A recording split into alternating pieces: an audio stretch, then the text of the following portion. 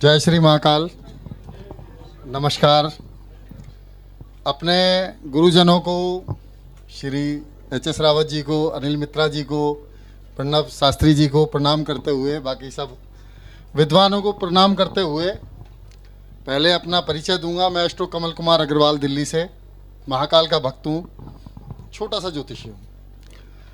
मैं वैदिक ज्योतिष करता हूँ और इस विषय में छोटा सा ज्ञान जो बाबा ने मुझे दिया है आप लोगों के आशीर्वाद से, उस पे मैं बात करने की कोशिश करूँगा कि हम और आप सारे ज्योतिषी विद्वान भी हैं, कुछ नए भी हैं।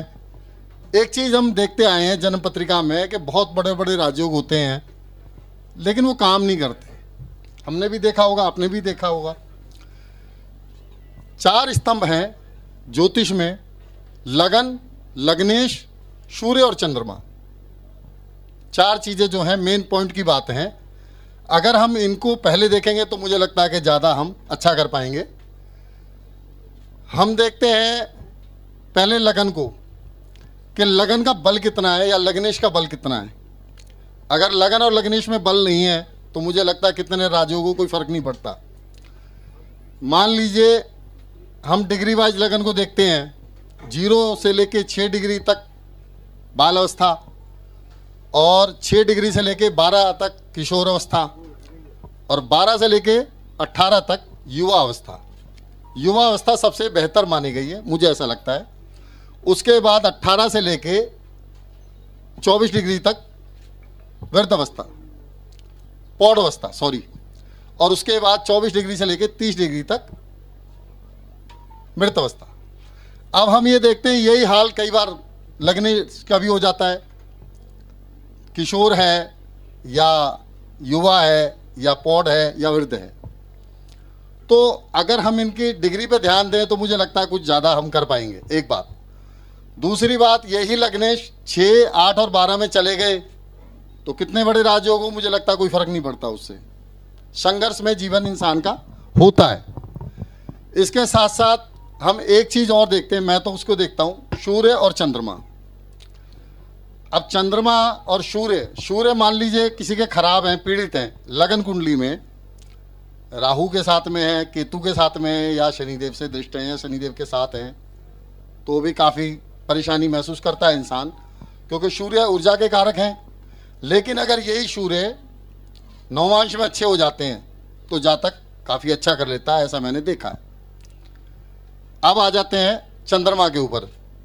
चंद्रमा एक ऐसा ग्रह है, मैं माफ़ी चाहूँगा, जल्दी किसी को समझ नहीं आता। ये चंद्रमा एक ऐसा ग्रह है और 95 पत्रियों में चंद्रमा खराब ही मिलता है, मुझे ऐसा लगता है। चंद्रमा अगर खराब है तो हम ज्योतिषी ज़्यादातर लोगों से कह देते हैं भैया तू तो आत्महत्या कर लेगा या सुसाइड कर लेगा या डिप्रेशन में चला जाएगा या पागल हो जाएगा, ऐसा हम भी कहते हैं, आप भी कहते होंगे। लेकिन मैं एक छोटी सी रिसर्च है मेरी, उसमें मैंने ये देखा है कि चंद्रमा अगर नवांश में अच्छा हो जाता है तब, और लग्नेश बलवान हो जाता है, क्योंकि लगन जब तक हमारा शरीर अच्छा नहीं है कुछ नहीं हो सकता। लग्नेश अगर अच्छा है और चंद्रमा अगर नवांश में बलवान हो गया है तो जातक काफ़ी अच्छा कर लेता है। फॉर एग्जाम्पल मैं बताने की कोशिश करता हूँ कि हम देखते हैं जितने डॉक्टर हैं चंद्रमा सबका खराब मिलेगा, आप देख लेना। सर्जन है, पुलिस वाले भाई साहब हैं, इनके जब तक चंद्रमा खराब नहीं होंगे वो गोली नहीं चला पाएंगे।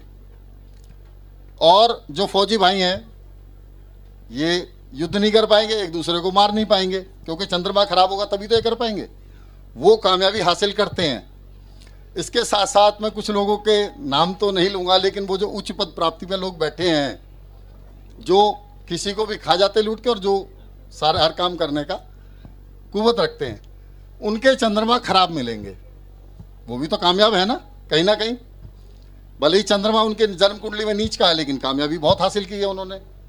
उसके साथ साथ एक छोटी सी बात और मैंने देखी है या मैं समझा हूँ कि चंद्रमा हम ज्योतिषियों को भी खराब मिलेगा 95%, क्योंकि जब चंद्रमा खराब होगा और जातक हमारे पास आता है तभी हम उसके दर्द को समझ पाते हैं। क्योंकि हम ज्योतिष जैसा पवित्र काम करते हैं और सामने वाला बड़े उम्मीद से और उद्देश्य से हमारे पास आ रहा है कि जी गुरुजी के पास जाएंगे तो कुछ अच्छा कर पाएंगे या वो हमारा भला कर पाएंगे। जब हमारा चंद्रमा खराब होगा तभी हम उसका दर्द को समझ पाएंगे। अब कुछ लोग ऐसे भी हैं, क्षमा करें, कुछ गलत भी हो सकता है मुंह से, कि जिन लोगों का चंद्रमा बहुत अच्छा है, बहुत सारे ऐसे भी तो हैं कि चंद्रमा बहुत अच्छा है, मैं ये समझता हूं कि उनका जातक के प्रति रवैया जो होता है, आप शायद चेक कर सकते हैं, उनके परेशानी से ज़्यादा उनकी जेब पे ध्यान होता है जिनका चंद्रमा अच्छा होता है। ऐसा मैंने एक छोटी सी रिसर्च में पाया है। और इसके साथ साथ हम ज्योतिषों के बारे में तो क्या कहें कि जब तक हमारा बृहस्पति बलवान नहीं होगा, तो बृहस्पति मजबूत हो और गुरुजी का आशीर्वाद मिल जाए और महाकाल की कृपा हो जाए, तो मुझे लगता है कि हम जनमानस की सेवा कर पाएंगे। क्योंकि हम पवित्र काम कर रहे हैं, बहुत ही पवित्र काम कर रहे हैं। क्योंकि हम ये समझते हैं कि डॉक्टर को भगवान का दूसरा रूप दिया गया है, भगवान के बाद डॉक्टर को दूसरा रूप दिया गया है, लेकिन ज्योतिष भी किसी डॉक्टर से कम नहीं है। अब तो वैसे भी डॉक्टर साहब लगने लगा साथ में कि डॉक्टर एच.एस. रावत जी या अनिल मित्रा जी डॉक्टर तो हैं ही हैं, लेकिन एक ज्योतिषी भी किसी डॉक्टर से कम नहीं है। और उस डॉक्टर को अगर मौका मिलता है तो मुझे लगता है वो काफ़ी जनमानस की सेवा कर सकता है। और इसके साथ साथ मैं आप सभी विद्वानों का आशीर्वाद प्राप्त करना चाहता हूँ, और कोई भूल हो गई हो तो क्षमा प्रार्थी हूँ। जय श्री